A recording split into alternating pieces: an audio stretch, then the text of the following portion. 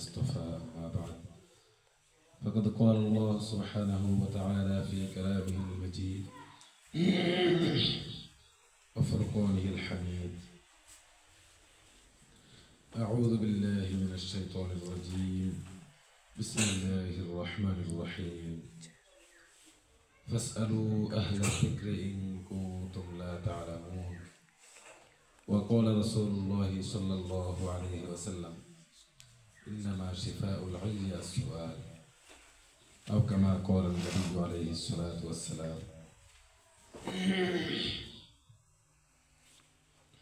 আল্লাহ পাক রব্বুল আলামিনের দরবারে অসংখ্য শুকরিয়া যে আল্লাহ পাক রব্বুল আলামিন আমাদেরকে দিনী এক ফিকির নিয়ে একটি মজলিস করার তৌফিক দান করেছেন।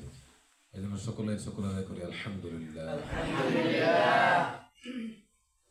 সকলেরই জানা আছে আজকে আমি কোন বিষয় নিয়ে আলোচনা করব। আসলে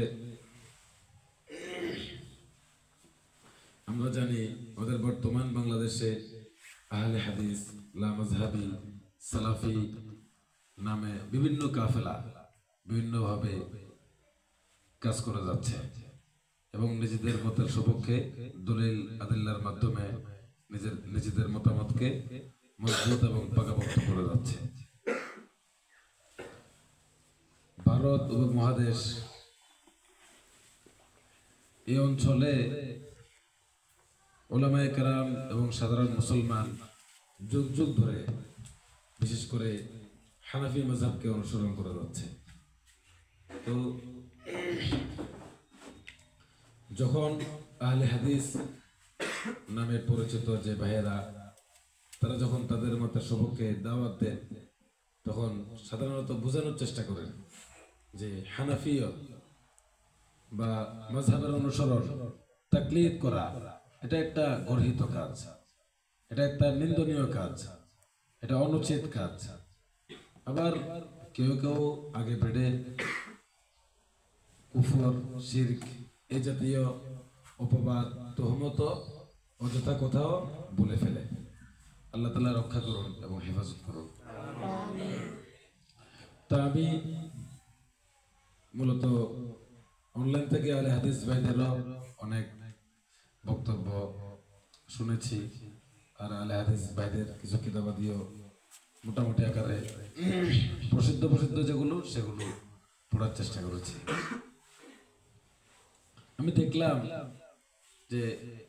যে কয়েকটা বিষয় নিয়ে ওনারা বেশিরভাগ কথাবার্তা বলে থাকেন বা যে কয়েকটা বিষয়ের ক্ষেত্রে হানাফিয়তকে, মাযহাবের তাকলিদ করাকে যে কয়েকটা বিষয়ের মধ্যে ওনারা দূষণীয় এবং আপত্তিকর বলে থাকেন, এগুলো খুব বেশি না এবং প্রতিটি কথাই এমন যে ওই কথার কায়েল আগে থেকেও ছিল। যেমন রফুল ইয়াদাইন করা অথবা না করা, এগুলো এমন বিষয় যে সাহাবায়ে কেরাম রাদিয়াল্লাহু আনহুমের যুগ থেকে রফুল ইয়াদাইন করাও সাহাবের, না করাও সাহাবের। কিরাআত খালফাল ইমাম, এগুলো হচ্ছে এমন বড় ধরনের ইখতিলাফ যে ইখতিলাফগুলো একদম সাহাবা তাবেঈনদের যুগ থেকে চলে আসছে। তবে ব্যবধান কি? ইখতিলাফ এতদিনও চলে আসছিল, এখনো চলছে। ব্যবধান হচ্ছে এতদিন পর্যন্ত ইখতিলাফ চলে আসছিল, যেমন ইমাম আযম আবু হানিফা রাহিমাহুল্লাহ তাআলা উনার মাসলাক আমাদের হানাফি মাযহাব, রফুল ইয়াদাইন ছেড়ে দেওয়ার যে হাদিসগুলো সেগুলোর উপর তারা আমল করেছেন। ইমাম শাফিঈ রাহিমাহুল্লাহ তাআলা উনি রফুল ইয়াদাইন না করার যে হাদিস সেটার উপর আমল করেছেন। আবার দুটোটার বিপরীতে ইমাম মালিক রাহিমাহুল্লাহ তাআলা উনি দেখা যাচ্ছে নামাজের মধ্যে হাত বাঁধারই কায়েল না, হাত ছেড়ে দেওয়ার কায়েল। হাত বুকে উপরে বাঁধবে নাকি নাভির নিচে বাঁধবে, ইখতিলাফ। ইমাম আযম আবু হানিফা রাহিমাহুল্লাহ এর মাযহাব অনুযায়ী হাত নাভির নিচে বাঁধবে, ইমাম শাফিঈ রাহিমাহুল্লাহ এর মাযহাব অনুযায়ী হাত বুকের উপর বাঁধবে। উভয় মাযহাবের ইমামরাই নিজেদের মতের ভিত্তি রেখেছেন হাদিসের উপর। কিসের উপর? হাদিসের উপর। যার কারণে যুগে যুগে হানাফি এবং শাফিঈ এই দুইটা মাযহাবের মধ্যে আমরা জানি প্রচুর দ্বন্দ্ব, কথা কাটাকাটি আগেও হয়েছে, এখনো হয়। যারা হানাফি মাযহাবের অনুসারী তারা প্রমাণ করার চেষ্টা করেন যে ইমাম শাফিঈ রাহিমাহুল্লাহর যে হাদিস সেটাও সহিহ, সেটার উপর আমল করা যাবে। তবে উজুহুত তারজিহ এর আলোকে হানাফি মাযহাবের উলামায়ে কেরাম যে হাদিসের উপর আমল করে ওই হাদিসটা দলিলের আলোকে অনেক শক্তিশালী। এইজন্য আমরা হানাফি মাযহাবের উপর আমল করি। ইমামে আযম আবু হানিফা রাহিমাহুল্লাহ তাআলা যে হাদিসের উপর ভিত্তি করে ওনার মাযহাব প্রণয়ন করেছেন, আমাদের দৃষ্টিতে তার তাহকিক মজবুত হওয়ার কারণে আমরা তার তাহকিক মানি এবং তার তাহকিক অনুযায়ী তার মাযহাবের সমর্থন যে হাদিস আছে ওই হাদিসগুলোকে শক্তিশালী মনে করি। এর বিপরীতে ইমাম শাফিঈ রাহিমাহুল্লাহ তাআলা রাফউল ইয়াদাইন করার উপর ওনার মতের ভিত্তি স্থাপন করেছেন। আর সেই রাফউল ইয়াদাইন করার পক্ষে উনি যে মত দিয়েছেন ওই মতটা ওনার নিজের পক্ষ থেকে না, এটাও হাদিসের উপর ভর করে দিয়েছে। এবং যে হাদিসের উপর ভর করে ইমাম শাফিঈ রাহিমাহুল্লাহ তাআলা রাফউল ইয়াদাইন করার ব্যাপারে মত দিয়েছেন ওই হাদিসটাও সহিহ। তবে শুধু কথা এতটুকু, ইমামদের ইজতিহাদের যে উসুল এবং কাওয়ায়েদ এবং যাওয়াবিত রয়েছে ওই উসুল এবং কাওয়ায়েদের ক্ষেত্রে যে উসুল অনুযায়ী ইমাম শাফিঈ রাহিমাহুল্লাহ তাআলা হাদিস চর্চা করেছেন, হাদিস থেকে মাসালা বের করেছেন, ওই উসুল এবং নীতি অনুযায়ী হাদিস ইমাম শাফিঈ রাহিমাহুল্লাহর হাদিসটা বেশি শক্তিশালী। আর ইমামে আযম আবু হানিফা রাহিমাহুল্লাহ তাআলা উনি একজন ইলমুল হাদিসের অনেক বড় ব্যক্তিত্ব। উনি যে নীতি অনুযায়ী হাদিস গবেষণা করেছেন ওই নীতি অনুযায়ী ইমামে আযম আবু হানিফা রাহিমাহুল্লাহ হাদিসের সনদ তাহকিক করেছেন, ওই নীতি অনুযায়ী হানাফি মাযহাবের যে হাদিসের উপর হানাফি মাযহাবের মতামত এর ভিত্তি স্থাপন করা হয়েছে বা যে হাদিসটি হানাফি মাযহাবের সমর্থন ওই হাদিসটি বেশি শক্তিশালী। এতটুকু। এজন্য আমরা সবসময় বলে থাকি মাযহাব সবগুলাই হক। শাফিঈ মাযহাব এটাও হক, হানাফি মাযহাব এটাও হক, মালিকি মাযহাব এটাও হক, হাম্বলি মাযহাব এটাও হক। ইখতিলাফ তখন থেকে চলে আসছে পক্ষান্তরে। আর ওনারা কোন সময়ের মানুষ? ইমামে আযম আবু হানিফা রাহিমাহুল্লাহর মৃত্যু কত? 185। ইমাম মালিক রাহিমাহুল্লাহ তাআলা ওনার মৃত্যু কত? 179। ইমাম আহমদ ইবনে হাম্বল রাহিমাহুল্লাহ তাআলা মৃত্যু কত? 241। ইমাম শাফিঈ মুহাম্মদ ইবনে ইদ্রিস আশ-শাফিঈ রাহিমাহুল্লাহ ওনার মৃত্যু কত? 204। তো এইভাবে এরা সবাই আমাদের পূর্বসূরি সালাফ। তো ওরা সাধারণত দাবি করে থাকে যে আমরা সালাফি। আহলে হাদিস বলতে ওরা বোঝায় যে আমরা পূর্ববর্তী যুগের যে হাদিসগুলো সাহাবায়ে কেরাম রাদিয়াল্লাহু আনহুমদেরকে আমরা মানি। ইমাম আবু হানিফা রাহিমাহুল্লাহ, ইমাম শাফিঈ, ইমাম মালিক রাহিমাহুল্লাহ, ইমাম আহমদ ইবনে হাম্বল রাহিমাহুল্লাহ তাআলা। তো এই ধরনের লোকগুলো এরা কোন যুগের মানুষ? ওরা বলে থাকে যে আমরা সাহাবায়ে কেরাম রাদিয়াল্লাহু আনহুম যা করেছেন আমরা তা করব, হাদিসের মধ্যে যতটুকু প্রমাণিত আছে ততটুকুই আমরা করব। মুহতারাম, আপনি ভাববেন এই যে লোকগুলোর নাম বললাম, তো এরা কাদের অনুসরণ করেছে? এরা কি হাদিসের অনুসরণ করেননি? নিজেদের নামের সাথে যখন আমরা লাগাই ফেলি আহলুল হাদিস, তখন জেহেনের মধ্যে চিন্তা করা দরকার যে আমি আজকে এত যুগ পরে এসে আহলে হাদিস নাম দিয়ে নিজেদেরকে মনে করছি রাসূল আকরাম সাল্লাল্লাহু আলাইহি ওয়াসাল্লামের প্রকৃত অনুসারী। তো ইমামে আযম আবু হানিফা রাহিমাহুল্লাহ তাআলা, নুমান বিন সাবিত আল-কুফি, মুহাম্মদ ইবনে ইদ্রিস আশ-শাফিঈ, আহমদ ইবনে মুহাম্মদ ইবনে হাম্বল রাহিমাহুল্লাহ তাআলা, ইমাম মালিক ইবনে আনাস রাহিমাহুল্লাহ রাহমাতান ওয়াসিআ, ওনারা কি হাদিসের অনুসরণ করেননি? তো মূলত আপনারা যতগুলো কথা বলেন সকল কথাই তো এই চার ইমামের কোনো না কোনো ইমামের জবান দিয়ে বের হয়ে গেছে, কোনো না কোনো ইমামের মাযহাবের মধ্যে সংকলন হয়ে গেছে। একটা মাসালাও এমন দেখানো সম্ভব হবে না, হয়তো ইল্লা মাশাআল্লাহ দুই একটা থাকলে থাকতে পারে, তবে লিল আকসারি হুকমুল কুল, অধিকাংশ মাসআলা এমন যেগুলো কোনো না কোনো মাযহাবের ইমামদের থেকে বর্ণিত হয়ে গেছে। যেমন ওরা রফুল ইয়াদাইন করা এবং না করা নিয়ে আলোচনা করে, তো এগুলো মাযহাবের মধ্যে এসেছে না এসেনি? নাবের উপর হাত বাঁধ, নাবের নিচে হাত বাঁধবে নাকি বুকের উপরে হাত বাঁধবে, ইখতিলাফ এসেছে নাকি আসেনি? কেরাত কলকাল ইমাম, ইমামের পিছনে কেরাত পড়া, এই জাতীয় ইখতিলাফ মাযহাবের ইমামদের মাঝে হয়েছে নাকি হয়নি? তো যুগে যুগে ইখতিলাফ গুলো চলে আসছে। ব্যবধান হচ্ছে ওনাদের মধ্যে হতে কোন ইমাম অন্য কোন ইমামকে গালিগালাজ করেন, কি করেননি? গালিগালাজ করেননি। এবং বাতিল, গুমরাহ, নামাজ হয় না, নামাজ নষ্ট হয়ে যাচ্ছে, জাল হাদিস, এই কথাগুলো ওই সময় ছিল না।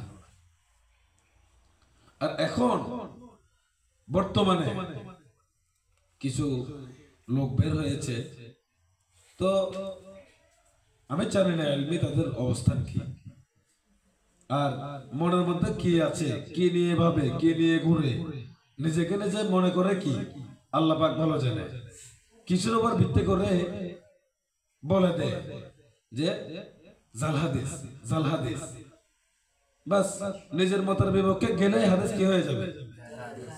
ওদের মূলনীতি এটা ছাড়া আর কোন মূলনীতির উপর চলে বলে আমার মনে হয় না, আমার মন সাক্ষ্য দেয় না।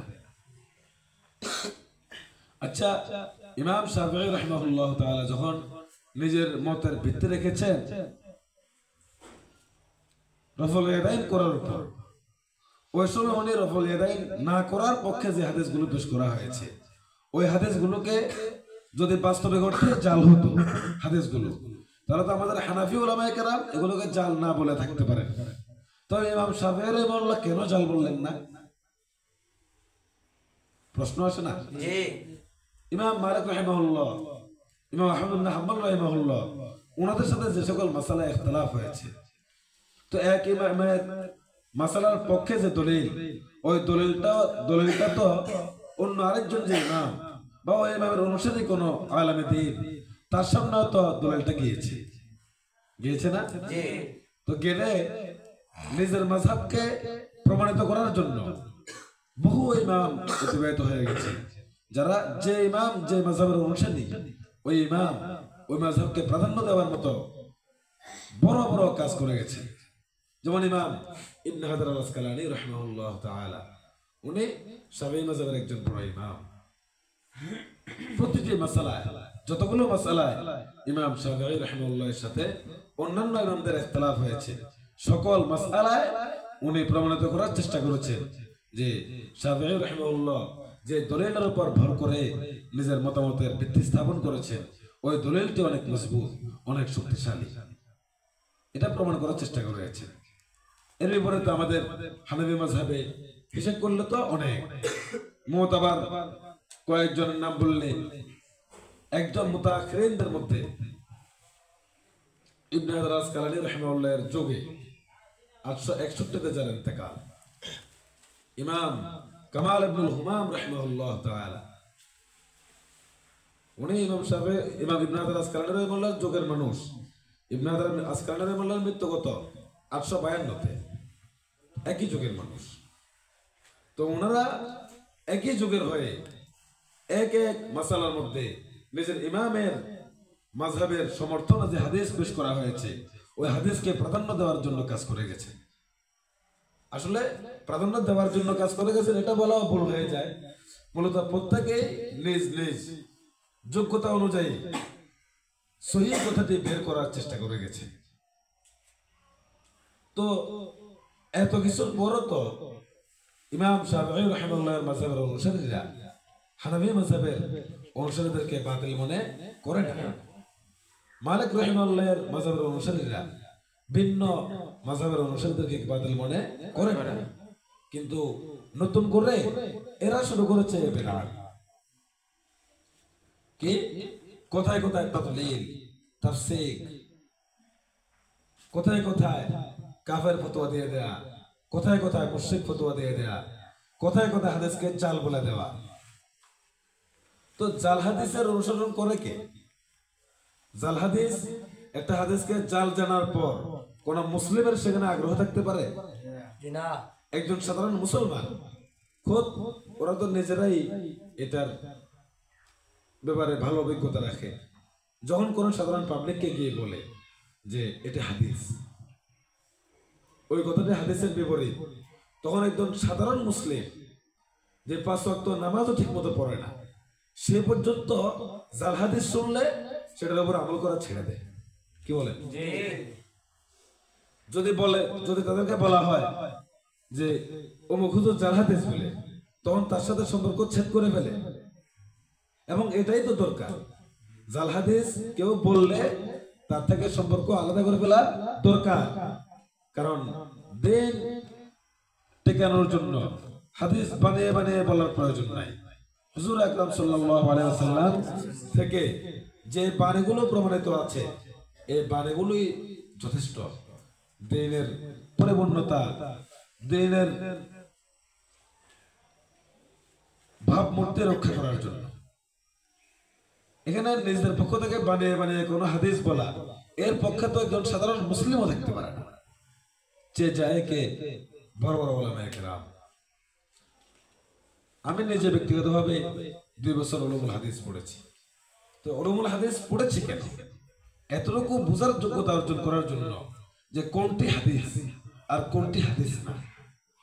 তো 2 বছর উলুমুল হাদিস পড়ে কি আমি হাদিস বানানো শিখছি নাকি আমাদের সেখানে মুস্তাকাল একটা ফাতরা 3 মাসের মুস্তাকাল শুধু এটার উপরে গবেষণা যে প্রসিদ্ধ প্রসিদ্ধ জাল হাদিসের ভান্ডারগুলো যেন আমাদের জানা হয়ে যায়।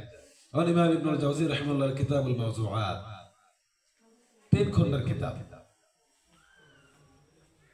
এটা আমাদের পড়ানো হয়েছে। কেন পড়ানো হয়েছে? এই হাদিসগুলো যে জাল এটা বুঝানোর জন্য। এগুলো তোমরা বলিও না। সেখানে ইমাম ইবনুল জাওজি রাহিমাহুল্লাহ খুতবার মধ্যে উনি বলেছেন যে হে ওয়াজকারীরা, মনে রাখিও তোমরা জাল হাদিস বলে দেওয়া ছেড়ে দাও। যতদিন পর্যন্ত ইবনুল জাওজি পৃথিবীতে বেঁচে থাকবে, ততদিন পর্যন্ত তোমাদের মুখোশকে উন্মোচন করে দেওয়ার জন্য ইবনুল জাওজি যথেষ্ট। এভাবে বলতেন। এরপর আরেকটা কিতাবের নাম আছে আল ওয়াজহ ফিল হাদিস, এটা আমাদেরকে পড়ানো হয়েছে 8 খণ্ডের কিতাব। কেন? একটা জিনিসের জন্য যে আমাদের জবানে যেন মওযু হাদিস, জাল হাদিস, ওয়াহি, মাতরুহ, সাকাত, দাঈফ, শাদীদ দাঈফ, যেগুলো আমলযোগ্য না, এরকম কোন হাদিস যেন আমাদের জবানে দিয়ে বের না হয়। এই জন্য তো আমাদের উলুমুল হাদিস নামে একটা বিভাগ, একটা শুআবা আমাদের মাদ্রাসায় কওমিয়াতে আছে না নাই? আছে। তো কি উদ্দেশ্য? জাল হাদিস থেকে নিজে বাঁচা এবং মানুষদেরকে সচেতন করা, এই তো উদ্দেশ্য। তো যেখানে একজন সাধারণ মুসলিম সে পর্যন্ত জাল হাদিস শুনলে ঘাবড়ে যায়, আমি কিসের অনুসরণ করছি? কারণ প্রকৃত অর্থে আমরা সবাই আলেম হই, আওয়াম হই, কয় মাদ্রাসার অনুসারী হই, আহলে হাদিস হই, বা মাদ্রাসার ছাত্র হই, সরকারি মাদ্রাসার হই, স্কুল কলেজ ভার্সিটির হই, যেদিকেরই হই না কেন, আমাদের সবার টার্গেট আল্লাহ সুবহানাহু ওয়া তাআলার বিধিবিধানের অনুসরণ করা।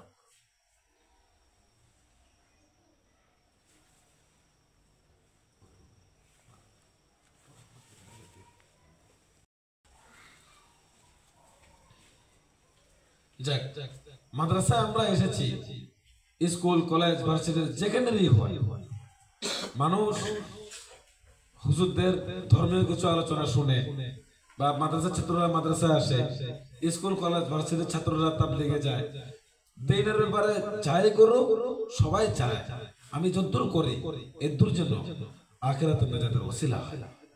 মুহাম্মদ সাল্লাল্লাহু আলাইহি ওয়াসাল্লাম যে দিন রেখে গেছেন, ওই দিনের সঠিক পরিচর্যা হয়, সঠিক চর্চা যেন আমার মাধ্যমে হয়। এই জন্যই তো আমি নিজে মাদ্রাসায় এসেছি স্কুল থেকে, কি জন্য? এই জন্যই তো এসেছি। এরপর আমার ছাত্রদের মধ্যে অনেকে আছে স্কুল থেকে মাদ্রাসায় এসেছে, তো কে জন্য এসেছে? সবার উদ্দেশ্য একটা, যে আল্লাহ তাআলার অনুসরণ করবে, আল্লাহর বিধিবিধানের অনুসরণ করবে। মহানবী মুহাম্মদ মুস্তাফা সাল্লাল্লাহু আলাইহি ওয়াসাল্লাম যে দিন রেখে গেছেন, ওই দিনের সঠিক চর্চা করবেন। এই জন্যই তো মাদ্রাসায় আসা, কি বলেন আপনারা? তো মাদ্রাসায় আসার পরে বুঝি জাল হাদিস জানার পরও আগ্রহ করবে কেউ জাল হাদিসের মধ্যে?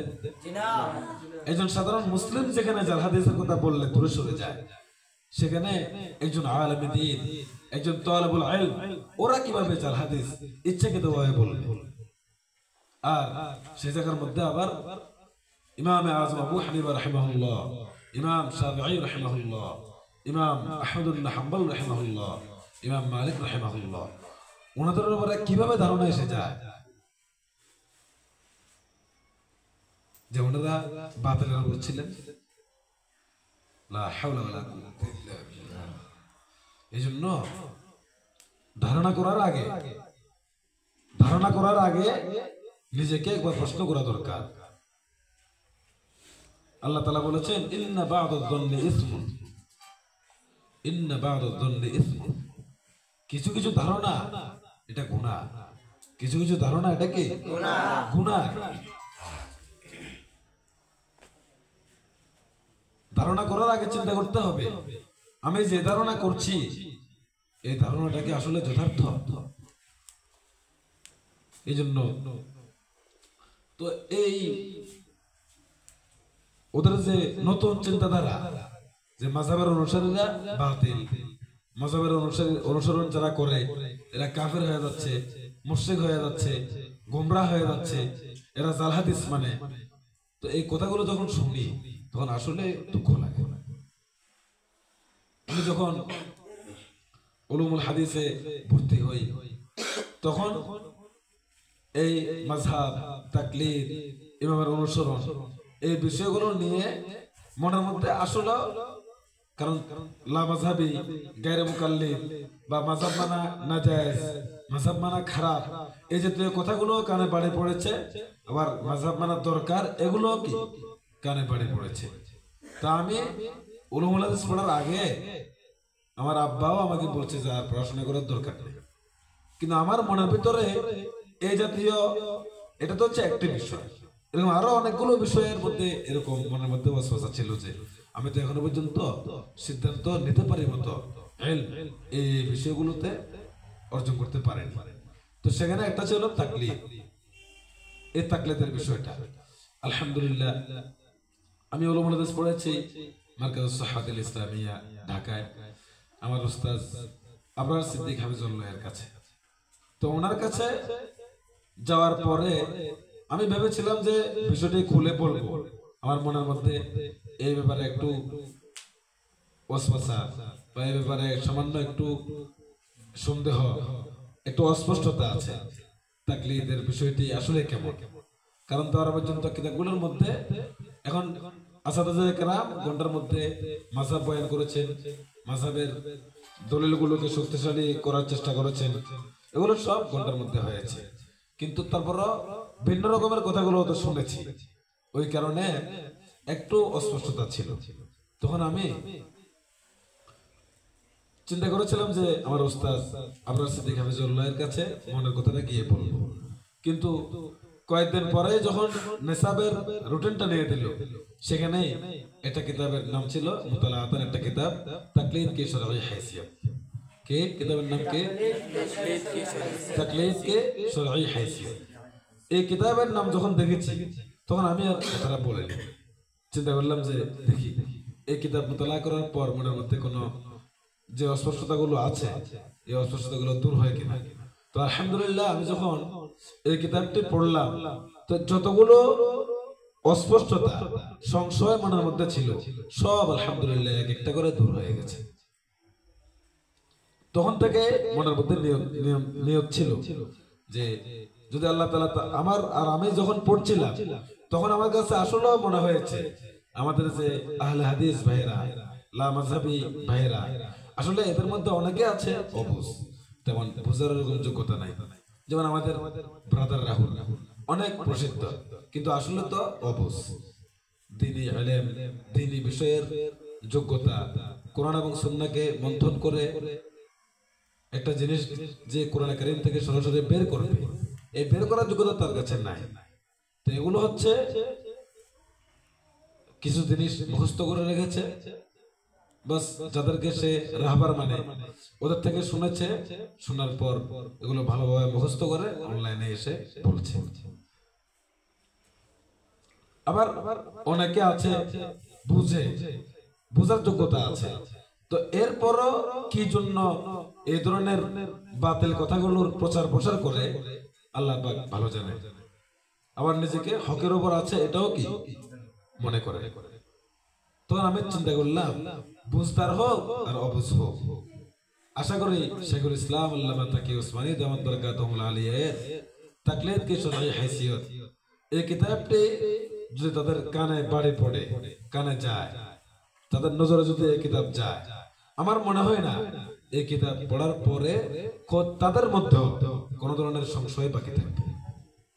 যেমন মতিউর রহমান আল মাদানী, আব্দুর রাজ্জাক বিন ইউসুফ, ব্রাদার রাহুল, এদের ক্ষেত্রে আমার মনে হয় যে তাকলিদ বিষয়ক, মাযহাব বিষয়ক, আমরা যে মাযহাব মানি, মাযহাব মানার হাকিকত তাদের সামনে এখনো ক্লিয়ার না।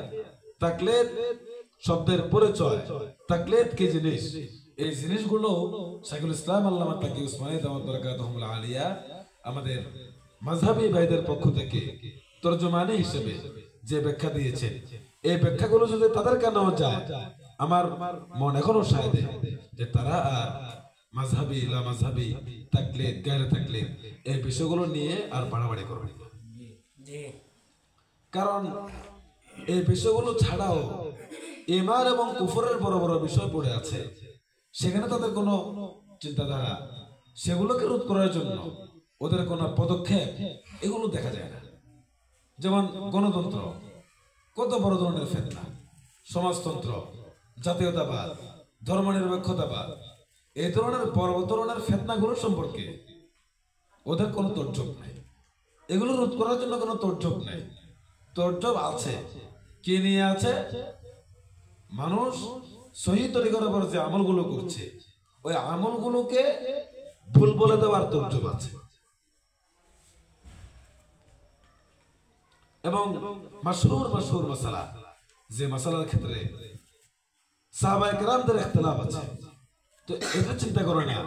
আমি যখন রফল ইয়াদাইন নিজে করছি, তো যে রফল ইয়াদাইন করে না তাকে যখন বাতিল বলছি, উনি যে সকল সাহাবায়ে কেরাম রাদিয়াল্লাহু আনহুমের আমলকে দলিল বানিয়ে এই মতামতের ভিত্তি রেখেছেন, ওই সাহাবায়ে কেরামদের উপর তো বাতিল হওয়ার তহমতটা, অপবাদটা চলে যায় না?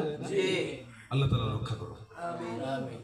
তো এই জন্য আমি তখন থেকে নিয়ত করেছি, যদি আল্লাহ পাক কোনদিন তৌফিক দান করেন, তাহলে মাযহাব বিষয়ক কোন খেদমত যদি করি, সর্বপ্রথম খেদমত এই কিতাব দিয়ে করার চেষ্টা করব। আর আমার কাছে মনে হয়েছে, আমি চাইলে এটা মোতালা করে খোলাসাটা বলতে পারতাম। মনে হয়েছে শেখুল ইসলাম তাকি উসমানী দামাত বরকাতুহুল আলিয়ার শব্দগুলো সহকারে অনলাইনে পেশ করা দরকার, এবং যারা এই বিষয়ে তর্জব করে ওদের কানে পৌঁছানো দরকার। তো সেই জন্য আমি এই কিতাবের একদম হুবাহু জুকাতু এবারতগুলো পড়ে পড়ে শুধু অনুবাদ করে দেওয়ার জিম্মাদারি এটা আদায় করব প্রথম পর্যায়ে। এরপর আস্তে আস্তে আস্তে আস্তে তাকলিদের উপর আরো ভিতরে ঢোকার চেষ্টা করবো ইনশাআল্লাহ। তো আজকে আমি শুরু করছি কিতাবের 7 নম্বর পৃষ্ঠা থেকে। এর আগে ছিল ভূমিকা, সেজন্য ওগুলা পড়ে শোনালাম না। শিরোনাম হচ্ছে, শুরু করেছেন উনি বিসমিল্লাহির রহমানির রহিম, আলহামদুলিল্লাহি ওয়া কাফা ওয়া সালামুন আলা ইবাদিহিল্লাযীনা ইসতাফা। এরপর শিরোনাম দিয়েছেন হাকিকত তাকলিদ, মানে তাকলিদের হাকিকত, তাকলিদের হাকিকত। उन्हें बोलेছেন, इस बात से किसी मुसलमान को इनकार नहीं हो सकता कि दीन की असल दावत यह है कि सिर्फ अल्लाह ताला की इताअत की जाए। এই ব্যাপারে কোন মুসলমান কোনদিন এই কথাকে অস্বীকার করতে পারবে না যে দ্বীনের আসল দাওয়াত হচ্ছে এটা, যে এটা শুধু একমাত্র কার হবে? আল্লাহ সুবহানাহু ওয়া তাআলার হবে। यहाँ तक के नबी करीम सल्लल्लाहु अलैहि वसल्लम की इताअत भी इसलिए वाजिब है कि हुजूर सल्लल्लाहु अलैहि वसल्लम ने अपने कौल व फ़िल से अहकाम इलाही की तर्जुमानी फरमाती है। এমনকি নবী আকরাম সাল্লাল্লাহু আলাইহি ওয়াসাল্লামের ইতাআত তো এই জন্য ওয়াজিব যে তিনি আল্লাহ পাক রব্বুল আলামিনের কোরআন কারীমের যে বিধিবিধানগুলো আছে ওই বিধিবিধানগুলোর শুধু তর্জমানি করেন, ওই বিধিবিধানের হাকিকত আমাদেরকে বুঝিয়ে দেন। এই জন্যই আল্লাহ রাসূল সাল্লাল্লাহু আলাইহি ওয়াসাল্লামের ইতাআত করা হয়। কি বলেন? ইতাআত শুধুমাত্র কার হবে? আল্লাহর। আল্লাহ রাসূল সাল্লাল্লাহু আলাইহি ওয়াসাল্লামের ইতাআত ওয়াজিব কেন? মূলত উনি আল্লাহ পাকের বিধিবিধানগুলোর ব্যাখ্যা দিয়ে থাকেন, এই জন্য আল্লাহ রাসূল সাল্লাল্লাহু আলাইহি ওয়াসাল্লামের ইতাআত ওয়াজিব। कौन सी चीज हलाल है, कौन सी चीज हराम, क्या जायज है, क्या ना जायज, কোন জিনিস হালাল, কোন জিনিস হারাম, কোনটা জায়েজ, কোনটা না জায়েজ, এই বিষয়গুলো হুজুর আকরাম সাল্লাল্লাহু আলাইহি ওয়াসাল্লাম আমাদেরকে বুঝিয়ে দেন।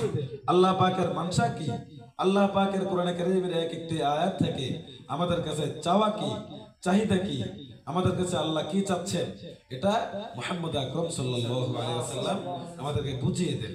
আল্লাহর পক্ষ থেকে নায়েব, এই জন্যই তো মুহাম্মদ সাল্লাল্লাহু আলাইহি ওয়াসাল্লামের অনুসরণ করা হয়। কথা কি পুরস্কার হয়েছে?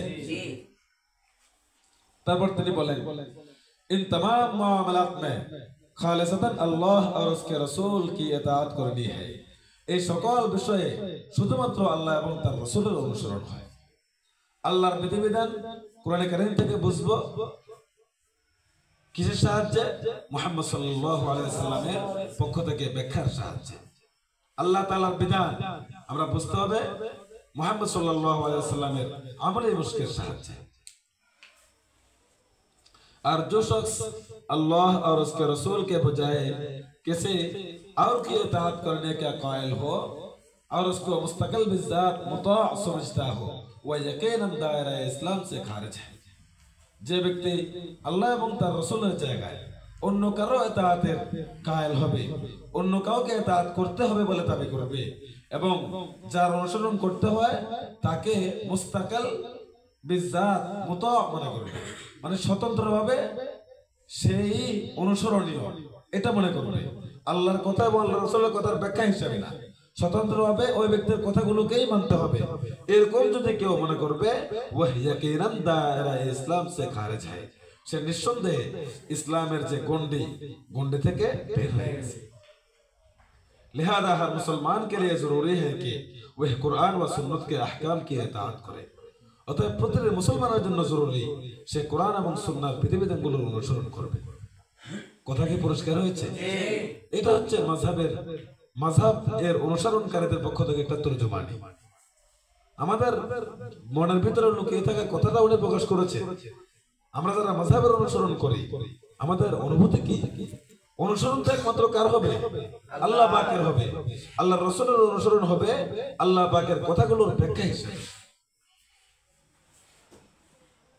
এরপর এই দুইজন ছাড়া অন্য কোনো ব্যক্তিকে স্বতন্ত্রভাবে এই দুইজনের কথার ব্যাখ্যা হিসেবে না, স্বতন্ত্রভাবে অন্য কাউকে মানতে হবে, এরকম যদি কেউ ধারণা আকীদা লালন করে আমরাই তো মনে করি সর্বপ্রথম সে ইসলামের গণ্ডি থেকে বের হয়ে গেছে।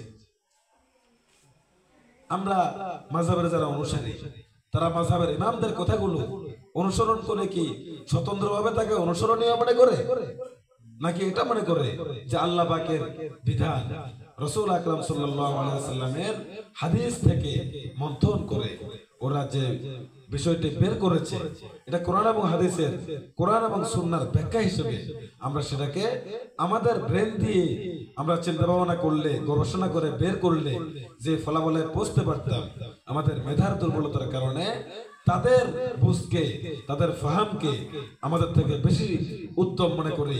এই জন্য তাদের কথাগুলোকে আমরা মানি কোরআন এবং সুন্নাহর ব্যাখ্যা হিসেবে। পরিষ্কার হয়েছে? আমরা যে মাযহাবের অনুসরণ করি এটা কি মাযহাবের ইমামদেরকে স্বতন্ত্রভাবে অনুসরণীয়, আবু হানিফা রাহিমাহুল্লাহর কথা কি কোরআন হাদিস থাক আর না থাক, কোরআনে থাকুক বা না থাকুক, আবু হানিফা রাহিমাহুল্লাহ বলে দিলে হয়ে যাবে এরকম মনে করে? হাদিসে থাক বা না থাক ইমাম আবু হানিফা রাহিমাহুল্লাহ বলে দিলে হয়ে যাবে এরকম মনে করে?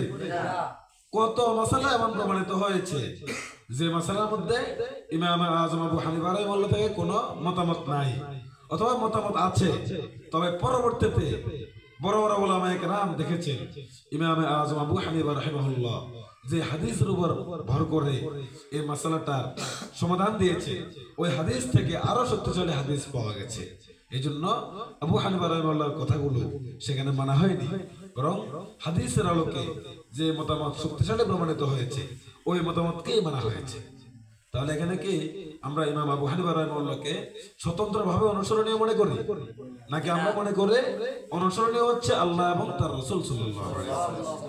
আর আল্লাহ এবং তার রাসূল সাল্লাল্লাহু আলাইহি ওয়াসাল্লামের সরাসরি নির্দেশনা যেসব মাসালার ক্ষেত্রে নাই, সেসব ক্ষেত্রে আমরা মনে করি ইমাম আযম আবু হানিফা রাহিমাহুল্লাহ তার বুঝবুদ্ধি ভালো হওয়ার কারণে তিনি কোরআন এবং হাদিস গবেষণা করে বের করেছেন যে কোরআন এবং সুন্নাহর মতামত এরকমই হবে, এতটুকু প্রকাশ করে দিয়েছেন। তখন আমরা সেক্ষেত্রে মনে করি হ্যাঁ, ওনার মতো একজন যোগ্য ব্যক্তিত্ব, ওনার মতো একজন মুজতাহিদ ইমাম, যেহেতু আল্লাহ পাকের কোরআনে কারীম থেকে বিভিন্ন মূলনীতির সাহায্যে হাদিসের বিভিন্ন মূলনীতির সাহায্যে হাদিস থেকে বের করা বিভিন্ন মূলনীতির সাহায্যে উনি যখন বুঝেছেন যে আশা করি আল্লাহ তাআলার পক্ষ থেকে যে বিধান বা এই ক্ষেত্রে শরীয়তের বিধান এরকমই হবে, এই জাতীয় ক্ষেত্রে যেগুলো বলেছেন সেই ক্ষেত্রে আমরা মনে করি যে উনি কোরআন এবং সুন্নাহর ব্যাখ্যাদাতা হিসেবে আমাদের থেকে উনি শ্রেষ্ঠ। এই আকীদা থেকে আমরা মাযহাবের অনুসরণ করি, এছাড়া অন্য কিছু না। लेकिन कुरान व सुन्नत में बाज़ अहकाम तो ऐसे हैं कि जिन्हें हर मामूली लिखा पढ़ा आदमी समझ सकता है, কিন্তু কোরআন এবং সুন্নাহর মধ্যে কিছু বিধিবিধান তো এমন যেগুলোকে মোটামুটি পর্যায়ের পড়াশোনা যাদের আছে তারাও বুঝতে পারে। उनमें कोई इजमाल इबहाम या तारुज नहीं है, সেগুলোর মধ্যে কোনো ধরনের সংক্ষিপ্ততা, কোনো ধরনের অস্পষ্টতা, কোনো ধরনের সাংঘর্ষিকতা নাই, बल्कि जो शख्स भी उन्हें पढ़ेगा वह किसी उलझन के बगैर उनका मतलब समझ लेगा। বরং যে ব্যক্তি ওই আয়াত এবং হাদিসগুলোকে পড়বে সেগুলোকে কোনো ধরনের অস্পষ্টতা ছাড়াই সেগুলোর মতলব বুঝে যাবে। মাসালান কোরআনে কারীম কে ইরশাদ হয়, যেমন আল্লাহ তাআলা কোরআনে কারীমের মধ্যে বলেছেন ওয়ালা ইয়াগতাব বা'দুকুম বা'দা, সূরাতুল হুজুরাতের মধ্যে আছে এই আয়াত যে तुम में से कोई किसी को पेट पीछे बुरा न कहे, তোমাদের কেউ যেন কারো পেছনে অযথা মন্তব্য না করে, মানে গীবত শিকায়ত না করে। जो शख्स भी अरबी जुबान जानता हो वह इस इरशाद के माना समझ जाएगा, যে ব্যক্তি আরবি ভাষার সামান্য জ্ঞান রাখে সেও এই আয়াতের অর্থ বুঝে যাবে। কি বলেন? গীবত করা যাবে না। এই আয়াতের চাহিদা হলো এতটুকু, একজন মুসলিমের পেছনে, একজন মানুষের পেছনে অন্যায়ভাবে অযথা অপ্রয়োজনীয় তার পেছনে মন্তব্য করা, তার করা বিভিন্ন কাজ সম্পর্কে মন্তব্য করা, মানহানিকর কথা বলা, এগুলো হচ্ছে কি? আমি অপ্রয়োজনীয় কথাটা বলেছি মূলত দ্বীনের প্রয়োজনে যে কথাগুলো হয় ব্যক্তির নাম ধরে, সেগুলো তো গীবত না, যুগ যুগ ধরে চলে আসছে। কেউ যখন দ্বীনের কোন বিধানের গলত ব্যাখ্যা দেবে তখন